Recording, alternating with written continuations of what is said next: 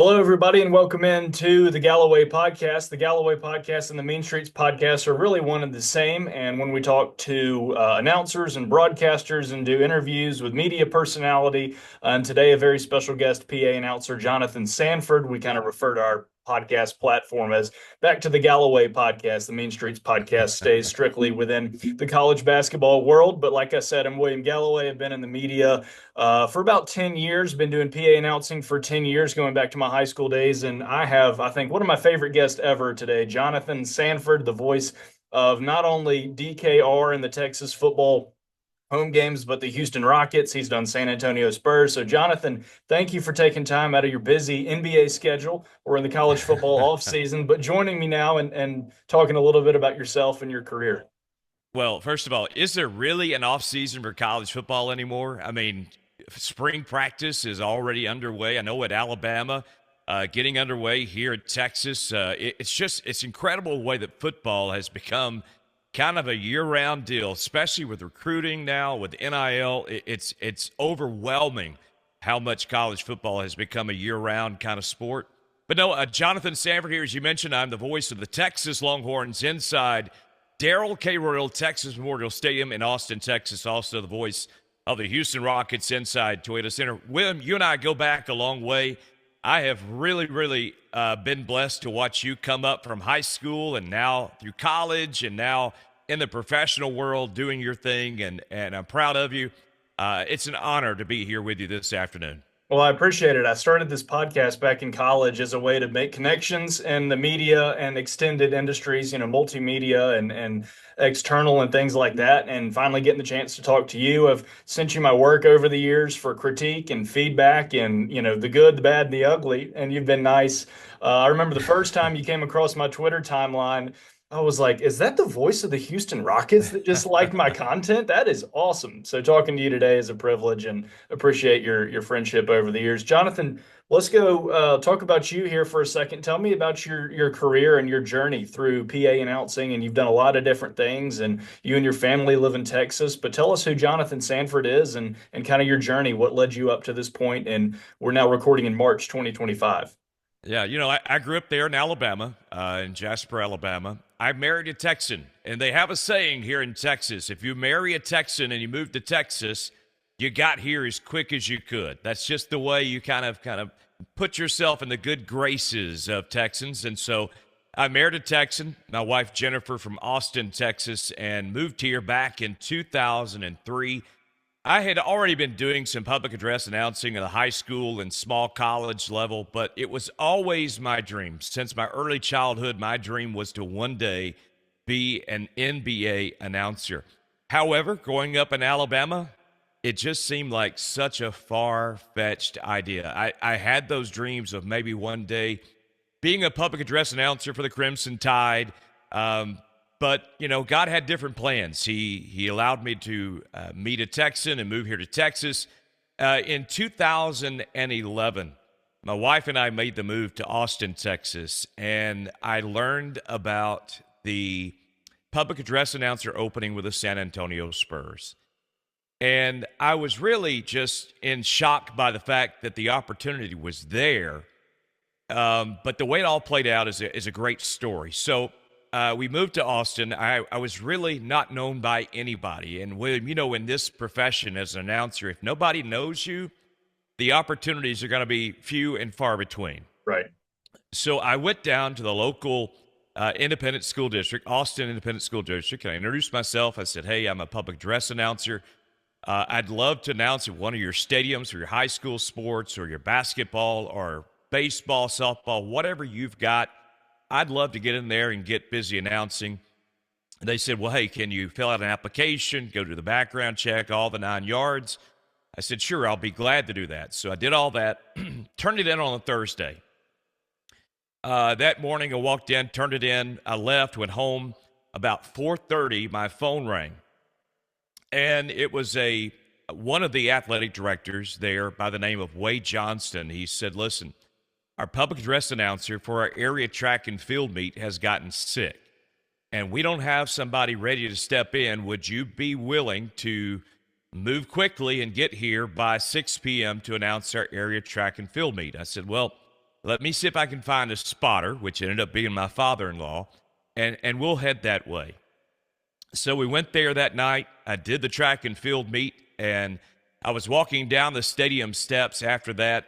I got down the bottom of the steps, and Wade was standing there. He said, man, I got to tell you what. He said, you are the best public address announcer I've ever heard. He said, I'm going to go home tonight and call the other ADs and tell them that we got to make you somehow a part of our school district and announcing our various sports. I appreciated it. I thought, man, it's a kind gesture, but in reality, I just kind of thought it was someone being nice. Right. But no, he was a man of his word. He went home that night. He called Lynn Poole, who was the assistant AD there for Austin Independent School District. And before you know it, I was announcing an area playoff game for softball between Dripping Springs High School and one of the Austin Independent School District teams. I know all of our listeners can locate that on a map. Oh, yeah, I'm sure. Yeah, I'm sure. Dripping Springs happened to be where the wife of the head of the University Interscholastic League. Now, back in Alabama, you have the AHSAA, right? That's the governing body for high school athletics in the state of Alabama. Well, here in the state of Texas, you have the University Interscholastic League. That is the governing body for all fine arts and high school sports within the state of Texas. And what a massive undertaking they have in this state. The president of the UIL at that time was Dr. Mark Cousins. His wife, Laura Cousins, just happened to be the principal of Dripping Springs High School, and she was there that day at the softball field, and she heard me announcing. So she picked up her phone. I'm going to pick up my phone just for reference sake here. And she called her husband, and she said, I want you to hear this. And she held her phone out, and she said, we need this guy announcing our state softball championships. I didn't know this was going on, but a few days later, I got a phone call from Lynn Poole. She said, do you mind if we give the UIL your contact information? They'd like to get in touch with you. A few days later, my phone rang, and indeed, it was the UIL asking me if I would be willing to announce the state softball championships. And that takes place every year at Red and Charlie McCombs Field. That's the site at the University of Texas. So I go there. I'm announcing the first day of the tournament, and into the room walks this gentleman by the name of Barry Tom. And everybody is congratulating him because the then announcer for the San Antonio Spurs has announced he's retiring.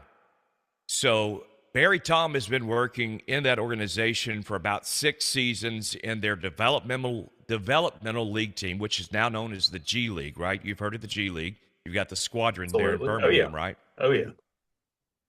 So he's done that. He's also done the WNBA team there in San Antonio and has been the backup for the Spurs. So everybody's congratulating him. Naturally, he's going to be the new guy. And I'm just like, wow. I walk up to him. I shake his hand. I'm like, congratulations. That's been a dream of mine since I was a little kid. Man, that's amazing. A few weeks later, I'm announcing the International Federation of American Football, IFAF, the World Championships, which features American-style football with 8 different countries all over the world. Imagine a team from Japan playing football against the USA team, but it happens. This is here down in Texas, in Austin. Down in Texas, in Austin. I'm announcing this, but the guy who's directing all of this event is a man by the name of Mike Plummer. He walks in the room as we're having one of our pre-meetings, and he introduces himself as one of the game operations directors for the San Antonio Spurs.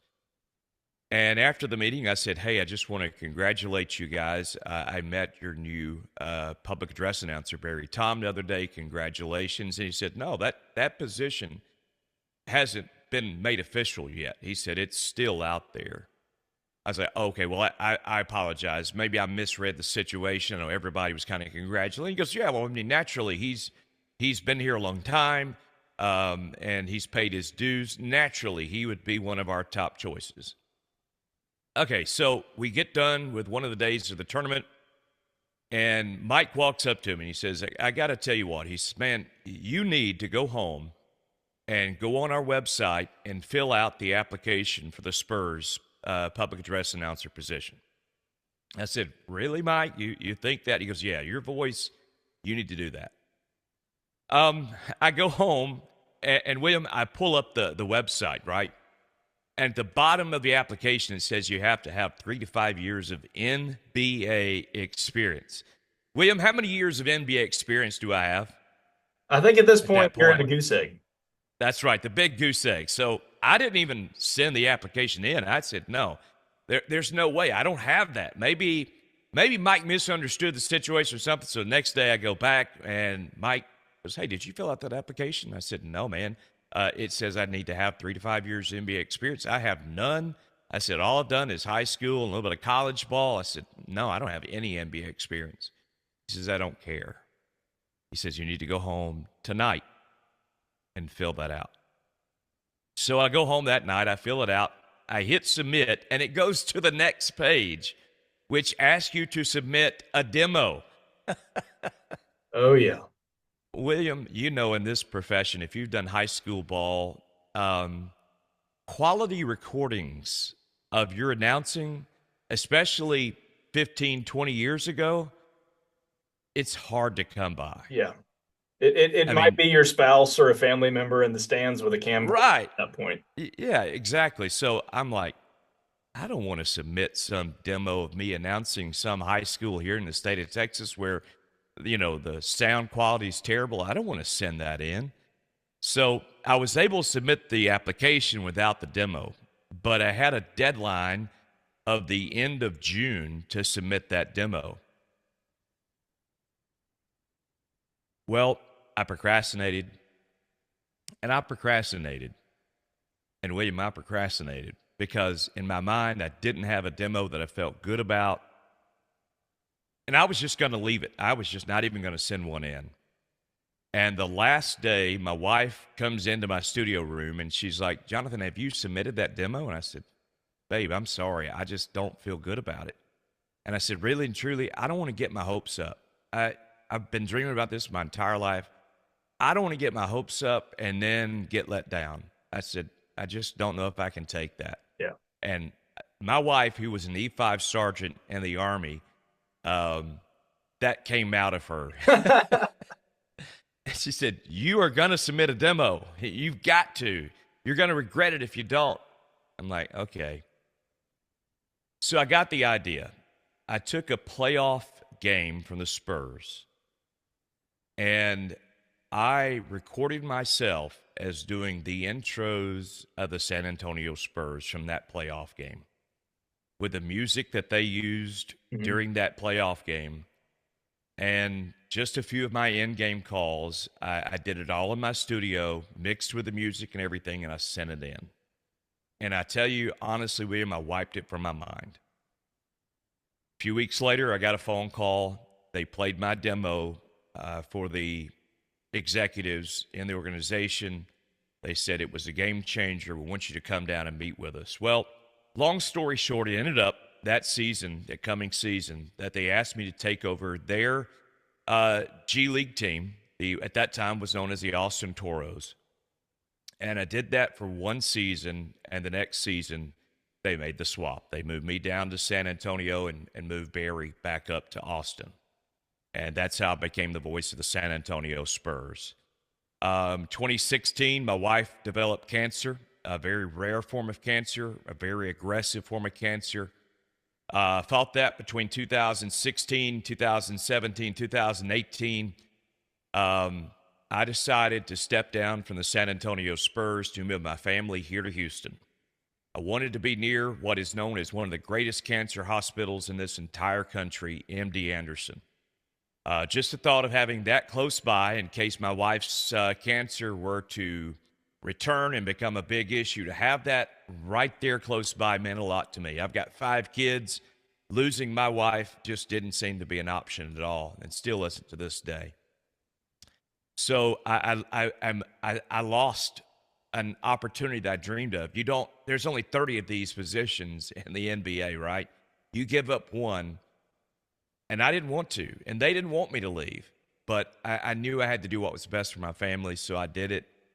I'll never forget that opening season in October of 2018. I was sitting in my office watching the Spurs open up that season without me. And I kid you not, man, I just sat there and cried like a baby. I just cried because it just felt like, um, everything I dreamed of, I'd experienced a lot.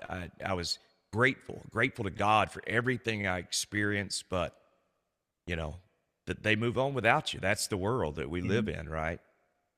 Well, we go through COVID of 2021. I'm sitting here at my house and my phone rings Was and there, it's Matt sorry to Thomas. interrupt, was there anything in the Go ahead. interim where you were doing some high school stuff, some local, maybe Yeah, small just colleges so here when and there? so when we moved back here to Houston, I was doing local high school ball for Alvin Independent School District, Shadow Creek, who won the state championship my first year, announcing for them. Um, there also there's four different high schools in that district, so I do all their games. University of Houston, which has a just an incredible basketball program. I did Cougar basketball. Um, but in 2021, Matt Thomas, who was the public address announcer and the radio announcer for the Houston Rockets, called. He said, "Listen, they're going to move me into this radio gig full time. That's going to open up the spot for the public address announcer position, and they'd like to talk with you about the possibility." And I really thought they just wanted a backup because with COVID, you probably needed a backup, right? With people getting COVID, I thought maybe they just want a backup. But I go down to the Toyota Center. This is one of my favorite stories to ever tell. I walk through the tunnel of the Toyota Center, and they have lowered that 360 scoreboard all the way down on the floor. And they have a small portion of the scoring table set up with a microphone. And full circle, they put an older Rockets game up on the video board, and they had me announce it as if I were the Rockets announcer, which, full circle, my mind just spinning like, wow, this goes back to what I thought up when I applied for the Spurs, but I had nothing to do with this. This was their thinking, right? So I did that. A week or so later, they called and offered me the position. I prayed about it with my family and my church family, and accepted the position, and that's how I became the voice of the Houston Rockets. So I know it's a long story, and I Yeah. apologize for the No. length, So but you go from I'm not going to submit a demo reel. I'm not going to do this to red no way. carpet treatment in Houston. And I think that shows obviously first and foremost the Lord's faithfulness and his plan in your life, and then the journey and the respect that you garner with your God-given ability to get really that red carpet treatment in Houston for that tryout. Well, and for me, when I walked through that tunnel that day, there was a line of people standing there. And I've always believed that if you will present yourself as if you know what you're doing and you are a respectable person, that it'll make a big difference in the way people perceive you in these tryouts. And anybody out there that wants to be a public address announcer, it's one of the biggest things. You've got to be able to present yourself in a professional way. And I walked through that tunnel, and I shook everybody's hand. Before I ever went and took a seat, I shook everybody's hand. I introduced myself, gave them time to tell me their name, just because it meant a lot to me. The fact that they would even take time to talk to me that day was a big deal to me. So, yeah, man, it was a special moment for me. I'll say that much. Even though at that point in time, I was playing with house money because I thought they just needed a backup still. I really didn't believe that they were considering me to be the voice of the Houston Rockets, because there were so many talented public address announcers here in Houston. I thought, man, one of those guys has already got this job sewn up. They're just needing a backup. And so for them to call me a week later and offer me the position, I remember when Natalie spoke those words, I said, are you serious? Like, that's a big deal. And she goes, yeah, it is a big deal, but you're the guy that we want. And I just will never forget that. And I think one thing that stands out too, you talk about kind of the beginning of that journey, right? And I mentioned I've been fortunate to do this since I was in high school, a mere 9, 10 years ago. And I started with a lot of local high school. And more recently, I've done Right. my biggest event so far has been the Conference USA tournament and, That's right. quarterfinals, semifinals, championships, sending a team to the NCAA tournament, but treating every game because you went from doing a high school's track meet to the NBA within sounded like a matter of months, if not years. Yeah, within a matter of month. And Yeah. and so doing it as if it is the actual NFL Super Bowl and giving Yeah. it the passion, the enthusiasm that the Super Bowl deserves, because those kids I are going out competing their hearts out, just like, guys in the NBA are doing night in and night out. William, think about this. How many high school athletes that you announce for are ever going to have an opportunity to have an SEC quality announcement of their name happen at a high school level? How many are going to go beyond high school and play collegiate ball or be in the NFL? It's such a small percentage, right? I forget the number, but it's a tiny percentage, right? Same way with basketball. So treat every game as if it's a game 7 of the NBA Finals, whether there's 35 people in that arena or 18,000 people. You treat it exactly the same. And I do love to joke, on a lighthearted note. Sometimes you do games that are, you can turn around over your shoulder and say, basket by Jonathan Sanford, because both Yeah. people in the crowd are right behind you. But And I've done some of those. I've yeah, done some of those. everybody has those stories. So I want to get kind of continue to your journey, and then I really want to jump into the craft and your experience, and talk about some do's and don'ts of the job, given your experience. So I want to jump to Texas, and then in 2024 you take over as the voice of DKR Stadium, and you've got Texas football on your hands on Saturdays, in addition to the NBA. So kind of walk us to how you get to that point, and then what last season was like for you. Okay, so I was sitting at my office one day this past summer, and I got this random text from a 512 number, and I said, "Who's sending me this?" Because they knew me, but I didn't recognize their number, and it turned out to be a good friend of mine from the University of Texas, and he said to me, "Listen, give me a call when you have a private moment. Give me a call." So I gave him a call.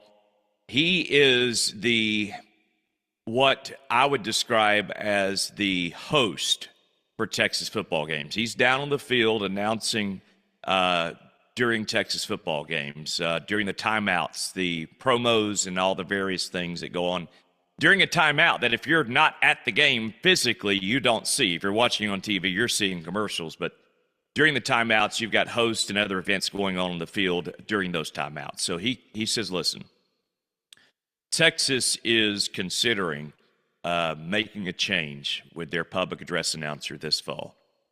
Would you be interested? I said,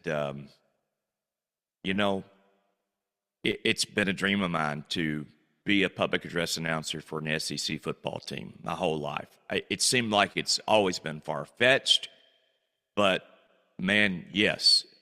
You tell them if they ask for me that I would be willing to talk with them. Well, he said, well, they're already asking about you. I was like, okay. So a few weeks go by. I get a phone call. Jonathan, can you come to Darrell K. Royal Texas Memorial Stadium for a interview?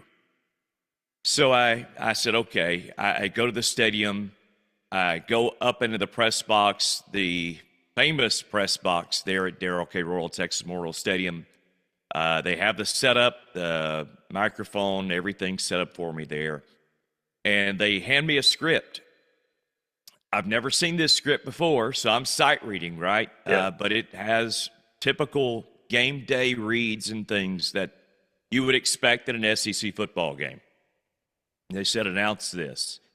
What I didn't know was in that stadium at the time were some pretty big names. And I'm not going to reveal those names, but there were some pretty big names in that stadium to hear me.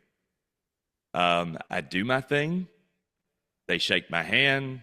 I go back out of the stadium and drive all the way back to Houston. Not a word. I mean, silent, mum, no.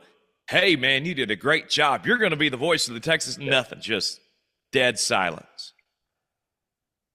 Weeks go by. And I'm like, what was that all about? Like, were they seriously considering me? Did I bomb the audition? Almost seems like a fever dream. Yeah, like it was there and then gone. So we were about a week away, 2 weeks before the season is going to begin. And I still don't know what the future lies. So we come to a Saturday a week prior, or 2 weeks prior, my apologies.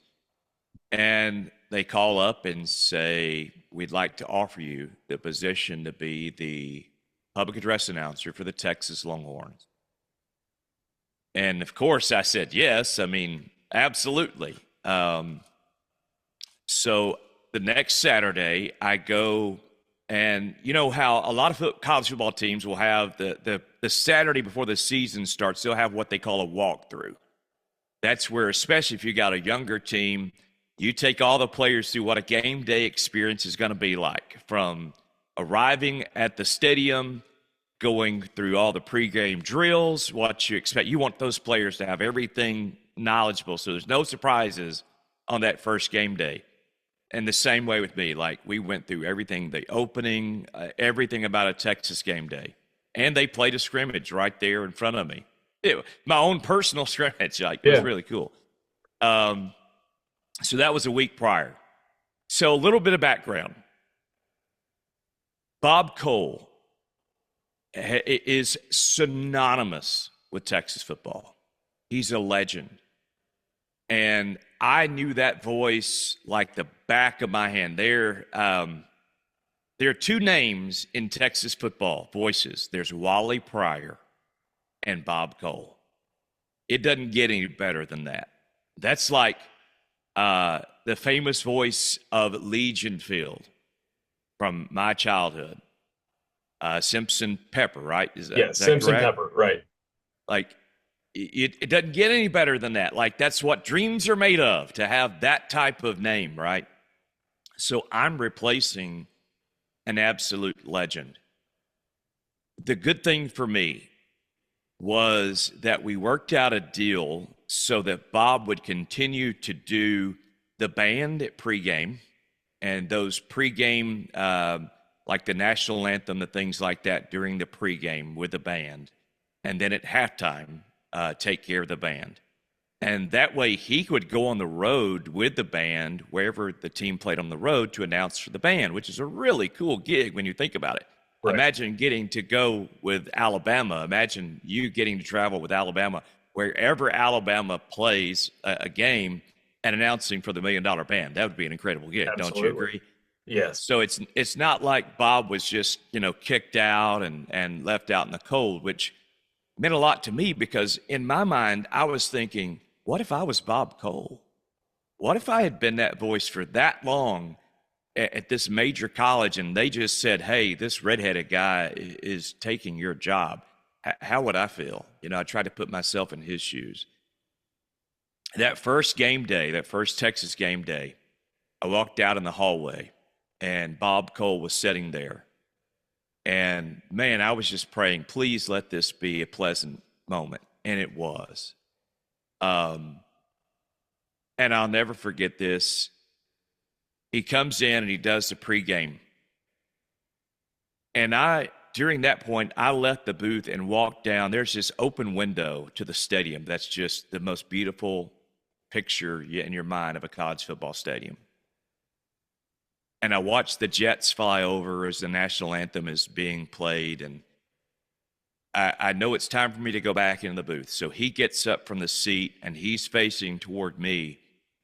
And my tears just started flowing down my face. Tears are just flowing down my face. And I said, thank you, Bob. You'll never know how much this means to me. Yeah. Because it did. It meant that much, that he would treat me so kind. He could have gone to the press in Austin, the Austin American State. He could have made it so, look at what they're doing to me, But man, he was so gracious.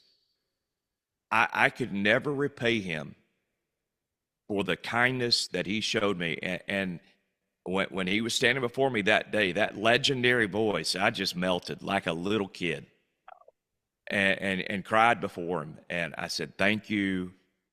And I'm grateful for this past season, what I got to experience with Texas football. It meant the world to me. The last game we played, that playoff game against Clemson, was the best moment, I would say, possibly of my entire career announcing football.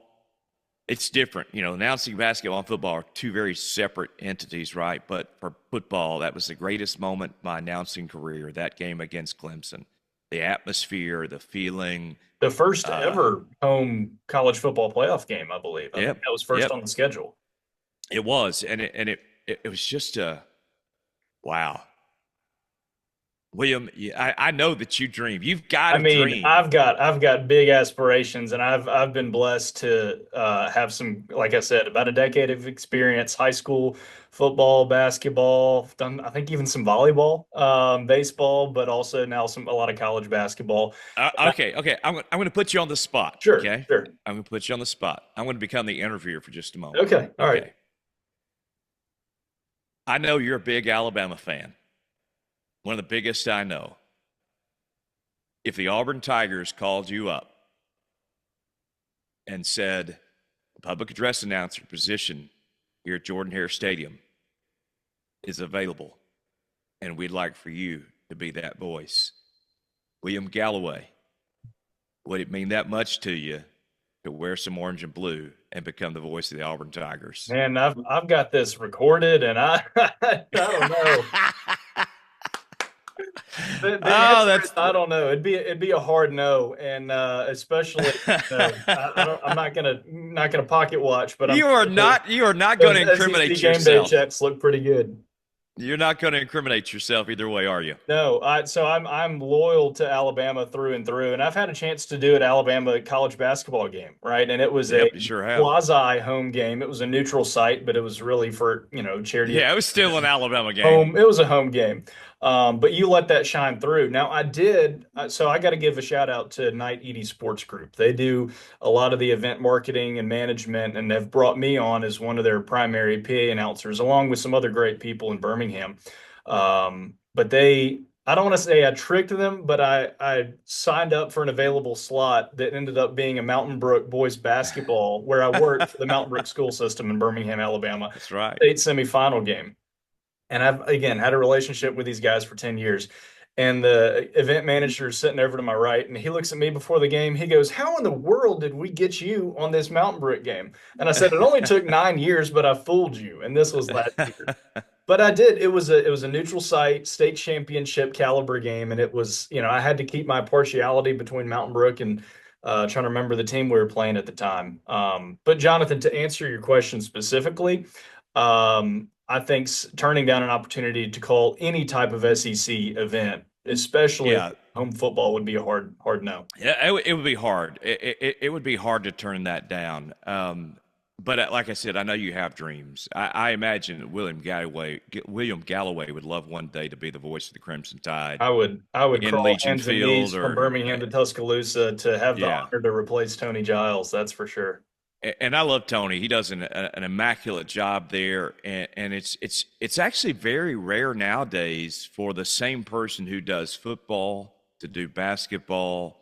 I don't know if Tony does baseball or softball, but that's a pretty rare thing nowadays, Yeah. especially in major, Division I collegiate There's a sports. there's a guy named Alan, I think Gunther is his last name, and he does women's basketball and baseball, and he is the voice of Alabama, baseball and women's basketball. It does a lot of And I've film. heard him as well. He's Yeah, that's he's right. so That's right. good, so good. But you and I both, and hopefully a lot of PA fans watching this video podcast, nerd out about a lot of these things, And so Yeah. I'll go and I'll be at a baseball game, right, listening to Alan, and I'll say, well, that's a short script read, or that's a long script read. So on that, I want to ask you, Jonathan, there's a difference as a PA announcer when you're doing, pregame script reads versus starting lineups versus hype, which is, let's get ready to roll and tip off or Yep. kick off, versus a three-pointer slash touchdown versus an in-game promo. So kind of tell me a little bit about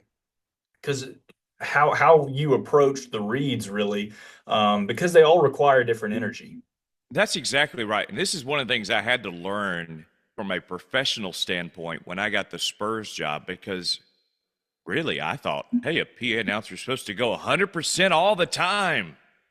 No, it's not true. During pregame reads, especially, you need to have that conversational tone. Like you are having a one on one conversation with somebody sitting right beside you.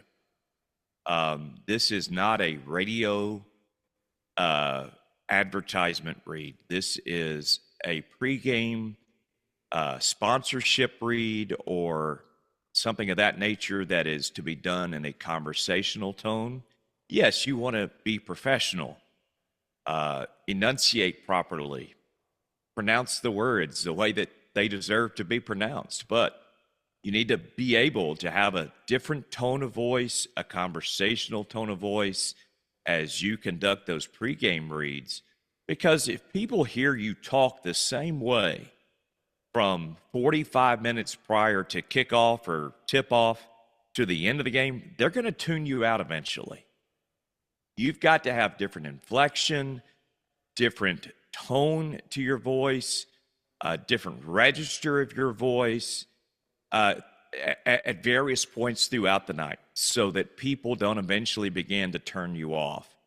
And that's something that I had to learn really quick in San Antonio was the ability to be versatile in the way I used my voice throughout a game night. Plus, in San Antonio, you got to remember, I had Greg Popovich looking over my shoulder, and That's a his lot of finger pressure. was, yeah, his finger's on everything there in San Antonio. So you wanted to make sure you didn't do something that was too overboard that would catch his ear because there was a certain amount of professionalism that he demanded from me that, listen, if he ever came over to that table and looked down at me and talked to me, I was told basically from day one, before I ever even had the job, if he ever comes over and looks at you, just go ahead and pack up your stuff and go. That's it. I mean, that's it. If you get at that point where you get his attention that he's going to come over to that table and look at you, you just might as well pack up your stuff and go. So I knew there's a lot of pressure there, but I knew how to make that versatility apparent in my vocals and in my reads so that at the end of the night, it wasn't the same old 110% Jonathan Sanford vocal that people would, just get tired of hearing. Right. And I like what you say about, thinking about the person next to you in a conversation, because in a pregame script, just like you call a three-pointer from, let's say LeBron comes in the Toyota Center. LeBron James for three, which you wouldn't do that for it being a No, home game, but in a sense where let's say it's a neutral site, you don't have that same tone for trying to sell someone a 3-for-1 tire, right? that's right. Deal. Or you do want to re-engage them in a timeout where, hey fans, it's time for the Whataburger Fry Shuffle, versus of course the starting five. And it Yep. is a different thing, and I know you've experienced this from a home game where you're calling specifically for the Texas Longhorns or the Houston Rockets or the Mountain Brook Spartans or whoever it may be versus a neutral site where it's a, playoff neutral site game or a playoff state Yeah. championship where you're And, and you elevating both teams at an equal. and you and you better have a little bit different style for those neutral site games. Right. I do the state championships for high school sports all around this state through the University Interscholastic League. In fact, just a few weeks ago, I was in the Alamo Dome doing high school state championship basketball. The announcer that you get there, the Jonathan Sanford that you hear there, is going to be different than the NBA announcer, Jonathan. You have to be. You still give it everything that you've got, but you use a little bit different inflection, use a little bit different style of your voice so that you can make that neutral but still energetic call. Absolutely. I want to ask you about something that I've kind of started to take on, and we talked about it earlier when you talked about applying for that Spurs position, but not many people have a lot of tape, and now it's becoming more common where people use their phone, their GoPro. Yeah. I like to do both to share the work because, I have the wonderful support of my wife and family, but their videos of me from the stands aren't going to be tape worthy when it Right. comes to, sharing my work. So things like setting your iPhone up, on a little tripod or having a GoPro, it while it may look self-absorbed, it's necessary for us to promote ourselves as PA announcers, You've got to do it. You've got to do it to nowadays. get gigs and Listen, get jobs. this past spring, the Rockets talked to me about, do you have TikTok? I'm 47 years old. I didn't have TikTok. I was lucky to have Instagram and Facebook and X. But they said, listen, we want you to have a presence on TikTok. And so I went out and started researching about how I could best record myself at the table. And so I bought that tripod, mic system that will, get a good quality sound of my recording, of my announcing. And I started doing TikTok live, something I never thought I would do. I went from having 0 followers to 24,000 followers in just a 7-month period, I think. That's Um, incredible.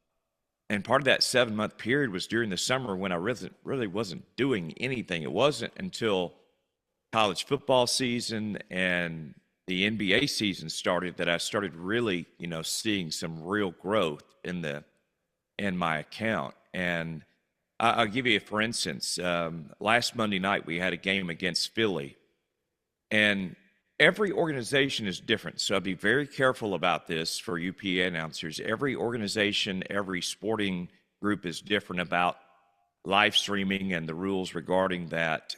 So always make sure that you're abiding by those rules. But like in my situation, in the NBA, don't show any game footage. Do not dare turn the camera around and show anything going on court. Like, if you put that camera on you, that's fine. Don't give any play-by-play, don't recreate the action. You can give your normal calls and things of that nature that seems to be okay with a lot of organizations. But again, make sure if you're not going to live stream, though, have that set up as well and record as much of your game as you possibly can and take those. I know, like I've got an iPhone 16 Pro Max, right? It's I think I've got the 512. Okay, maybe it's a 1 gig. I can't remember for sure, but every night I dump all that footage that I collect onto hard drives. I've got here in my studio, I've got a multitude of drives that I collect all of my footage on, because you never know. You never know when somebody's going to ask to see footage. So for a demo or something like that, it could be the difference in you getting that job that you really dream for. Absolutely. And I had somebody at Alabama send, to another person who then told me, hey, tell William Galloway, thank you for his, filler tryout for, we'll call him if we ever need him, because I put a clip out on Twitter. And it was, while it does seem a little bit self-promotional, maybe a little egotistical, no one else is going to be your biggest advocate other than No. yourself in this role, in this area, in this niche. And so it is appropriate to, with humility, Yep, for that's the key. yourself, edit, promote, and share. That's it's only not only behalf on behalf of William Galloway or Jonathan Sanford or whoever you may be, but it's on behalf of your organization. Eyeballs are then going to come to your team channels. I operate a lot of our social media accounts here in our school district. They come and look at your organization, your website, so it helps drive traffic. And I know a lot of people, even with radio and stuff like that, this is a similar lane. There's sponsored content in that of, hey, Yep. here's the post game highlights presented by insert name. So hey, I do want to ask you a couple things, Jonathan. I probably Sure. time for 2 or 3 more questions. Do you, I think PA announcing is such a gift, that I think only comes from the Lord, right? And Amen. I So on it goes two ways from here. One, I think it's a really cool party trick, and two, I think it's a very cool gift. So when you're out at a social Party event with your trick, love it. family, and I know you do some preaching too, does anyone ever come up to you and say like, "Do the voice," or "Can you wish my grandmother a happy 80th birthday?" You know, like "Do the voice" to me is the funniest request I get. It is, right? Like I've gone through Whataburger drive-throughs and people see my tag. My tag is the word voice. It's crazy. My wife a few years ago surprised me with that for a birthday, a personalized tag with the word voice. Out of the entire state of Texas, nobody had Had chosen taken that one. VOICE. Like I was shocked, but like I go through drive-throughs and whatnot, and they'll recognize the tag and see the Houston Rockets and or recognize my face. It's kind of hard not to recognize the red Red hair, hair, yeah. and so they'll say that, hey, can you do the Rockets win? Can you? Yeah. And so, man, Except the it's guy behind me in the drive-through is going to be mad because it's going to oh take me yeah. 20 seconds. Like the worst one was a few months ago. I go to a Taco Bell drive-through because it was the only thing open that late at night, and they were having me sign cups and the boxes that the Mexican pizza comes in. Yeah, Like they were having me autograph all this stuff, and I was like, I think y'all, this guy behind me is probably not too happy. And they were like, yeah, but it's not every day that the voice of the Rockets is in our drive-through, So right. it's funny. Like That's I've funny. done weddings. I did one of my favorite memories is doing a wedding in Cape Cod, right next to Martha's Vineyard, like Wow. one of those beautiful places on planet Earth. All because they wanted that after that wedding, as the party comes in for the reception, to have that voice um, do their intros for the wedding party. Like, I get it all the time, but to me, William, the credit all goes back to God because ultimately, I have none of this without Him. Like, I deserve nothing. I don't deserve any of the success, any of the blessings that I've been given. It's all but by the grace of God. And quite honestly, I look at my life and realize even more. I'm 47 now. I realize how much that I've been able to accomplish, not because of who I am or my voice, but just because of God being willing to bless somebody. And for that, thank you. That's all I can say. I appreciate you saying that because there's a thing that I took on this year when I started calling play-by-play for our high school football team. You know, growing up in this community where I now work and then have the opportunity on Friday nights to do play-by-play, and I've had, side gigs for years and years, as I mentioned, about a decade of experience, but it made an impression, from seeing your work and what you do and what you're able to share and other colleagues around the state, around the country. But to say a prayer every time I get out of my car to go to an event Amen. and say, Lord, if this is the last thing that I ever call, or if this is these are the last words I ever say, or the last event I ever work, thank you because you've given me abundantly more than I could have ever asked or imagined. And that's straight out of Amen to that. scripture. Yeah, Um, it is. That's straight out of scripture. And I've said those prayers in bathrooms. Even like this past season at DKR. Like it was the quietest place I could find. I just went into the bathroom and I said, Lord, listen. You know what? I don't deserve this, but Lord, listen. Help me to do what needs to be done today on this mic to represent these people the way that they need to be represented and deserve to be represented. And Father, help me to make sure you get all the glory for it at the end of the day. When everything's said and done, make sure it's not me who gets the glory, but you who gets the glory. And I think that's ultimately what matters most to me. Absolutely. And I think that's the great thing about being a PA announcer is they're watching the game on the court and the players and the fans and the environment, they see what's going on and you just get to be that behind the scenes That's right. extra voice here, highlight there, adds a little spark, to the enthusiasm. And I think it's a Yep. great servant position. So I find a Yep. lot of joy in that. A couple technical questions for you. We'll go quick hitters here, Jonathan. I appreciate you sharing with me and taking your time out of your schedule. But what's on your game day table? Be it basketball, be it football or high school sports. Do you have Diet Coke? Are you a hot tea, coffee guy? What's in the lineup? Always going to be hot tea with honey. I go through several containers of honey throughout an NBA season. Hot tea, Earl Grey tea, and honey is a great blessing for me. Also, my table, I have to give a shout out to my favorite microphone of all time, and that is the Electro Voice RE27ND. I've got one right here in my studio. I can't see if I can get it over here in the camera shot. Actually, this is the RE20, but close enough. RE27ND is my favorite game day microphone. I use a foot pedal down the floor as my preference of cueing the mic. That's just what I've become accustomed to. I do all of my stats on a Surface Pro and use an iPad live updated for all scripts so that those who work with the scripts can live update all of my scripts throughout a game night through Google Drive or Google Docs, I should say. So that's kind of just some of the quick hitters from like what's in my vicinity on any game night. Yeah, it continues to evolve for me, but I really am a pen and paper guy to where I went away from the pen and paper. I will get my scripts, right, and I'll mark. And after maybe two or three games, if you're doing back-to-back per se basketball games, right, I can mark, all right, and then I can read at guard, a 6'3" senior from Newark, New Jersey, number 21. I can, pinpoint and place.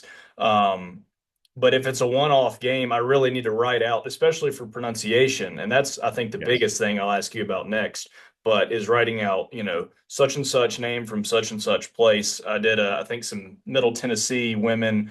A couple of the women on their roster were from Russia, and I had to just phonetically write it out as I was able to. And one of them was a starter. And so right off the jump, it was that way. But phonetics, how do you battle the ever-changing challenge of names and pronunciations? These PR directors around the league and in college football are your best buddy. Let me put it to you that way. Oh, yeah. Make sure that you know the visiting PR director from whatever team that you're going to be working with that day coming in, and also your home guy, your home PR guy. They're always going to have those phonetic guides for the players. The NBA as well does a great job of making sure the entire league has the correct phonetic guides for players. But still, even with those phonetic guides, it's great to sit down with a public relations director from these various schools or various programs or our NBA teams and say, hey, listen, here's this name. I know what the phonetics says, but does this match exactly what your player wants? And that's the way I've handled it for over a decade, and it's been one of the greatest blessings to me possible. I love that. All right, one more question before I give you the floor at the end here. Hopefully, folks are still watching or listening, and if there's an aspiring public address announcer out there, you and I have various levels of experiences, but we've combined. You've called NBA, you've called college football playoff, high school. I've done some college basketball, right? We've covered a lot of areas. What would your advice be, Jonathan, to an aspiring public address announcer to break their way in and take that bold step? Because if they're listening to the beginning, you had, to be bold and courageous to start your career. It comes down to one thing. People often say it's not about what you know, it's about who you know. You've heard that, I'm sure. Oh, yeah. But it's not really about, it's really about who is willing to say they know you. Now, let me explain that for those that are still with us. Everybody in this sporting world is battling to get to that upper echelon, okay? You've got directors, you've got statisticians, you've got all these people that are working to move their way up, hoping that maybe one day they can be with the NBA, that they can be with a Alabama or a Texas. And so when you're working with these people, they're going to be watching you and they're going to be listening to you and how you take your job seriously and how much you put into your job. Do you show up on time? Are you the type of person that's always prepared for what you have before you? they're going to be watching you every step. And as they make the move up, sometimes they're going to be put in positions to be the one to be a decision maker that could judge your future, whether or not you get that upper echelon job. So always show up on time, always be professional, always be prepared, because you never know when that person that you worked with years ago is going to be that person that could speak on your behalf and make the difference in whether you get that job that you've always dreamed of. So it's about who is willing to say, hey, I know William Galloway, and that guy always shows up on time. He is ultra prepared, and his voice is going to be a great representation of our organization. It's not about so much what you know. It's not about who you know. It's about who's willing to say, hey, I know them. And for me, that's been the way that I've been able to move up all through these years, is that people who were placed in those right positions worked with me and heard me and saw me and said, okay, yeah, we can trust this guy to do what we're asking him to do. And that's what I would tell all aspiring public address announcers out there, whether it's at small-time high school that you're just starting out at, do 110% effort in everything that you do, because you never know when somebody's going to be listening to you and might pick up that phone and say, listen to this. This is the guy that we need doing this. And that's how I ended up where I ended up, and how I've been blessed to be where I am today is because of that. And most importantly, hey, amen to the grace of God, because without him, none of those situations would even be possible. Absolutely. No job is too small. And I think you said it really well. I like to leave our podcast and video and audio interview guest with the last word. So we got about 90 seconds here. So Jonathan, anything you want to say, any message of appreciation, any encouragement, the floor is yours to share over this last minute as we close out this podcast. After this, that'll be it. So thank you everybody for listening and watching to this podcast and video. All right, folks, I'm 47 years old. I don't know how much time I have left on this earth. God only knows how long Jonathan Sanford will be alive and allowed to do what I'm doing. For all you aspiring public address announcers out there who want to end up in those positions that you dream of, never give up on that dream. Never give up. I didn't believe it was even possible as that kid growing up in Alabama that one day to be a NBA public address announcer, but I didn't give up. And when the opportunity presented itself, I was ready. I look at folks like the guy that's sitting here with me in this podcast today, William Galloway, who is working and striving to get to his dreams, and he's making great progress along the way. All of you out there who are aspiring PA announcers, never give up on that dream, and know that there's somebody upstairs, honestly, that's looking down on you and is going to bless you. And I pray that that's the case for all of you. So thank you for taking your time to spend these few moments with William and I. Whatever your dreams are, pray at the end of the day those dreams come true for you. This is Jonathan Sanford signing out.